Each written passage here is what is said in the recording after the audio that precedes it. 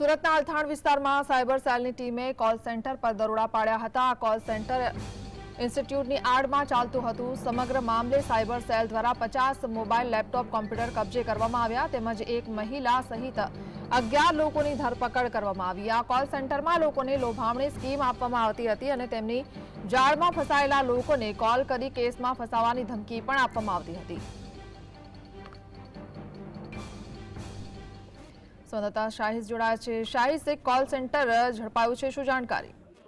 जी बिल्कुल समग्र घटना અલથાણ વિસ્તારની સામે આવી છે જ્યાં કોલ સેન્ટર ચાલતું હતું અને પોલીસને બાતમી મળી હતી। બાતમીની જગ્યાએ વીઆઈપી સર્કલ નજીક આવેલ કોલ સેન્ટરમાં આ કોલ સેન્ટર ચલાવવામાં આવતું હતું। સાયબર સેલ દ્વારા એક મહિલા સહિત 11 લોકોની ધરપકડ કરવામાં આવી છે। લોકોને કોલ કરી લોભામણી સ્કીમો આપવામાં આવી હતી। તેમની જાળમાં ફસાયેલા લોકોને કોલ કરી કેસમાં ફસાવવાની ધમકી પણ આપવામાં આવતી હતી। સાયબર સેલ દ્વારા 50 મોબાઈલ લેપટોપ કોમ્પ્યુટર કબજે કરવામાં આવ્યા હતા। તપાસમાં મોટો રેકેટ બહાર આવી શકે તેવી સંભાવના જોવા મળી રહી છે। સાથે સાથે ગત રોજ બપોરે 1 વાગ્યાથી સમગ્ર તપાસમાં અધિકારીઓ જોડાયા હતા। રાત્રે 9 થી 10 વાગ્યા સુધીની આ તપાસ ચાલી હોવાનું પણ હાલ સૂત્રો થકી માહિતી મળી રહી છે।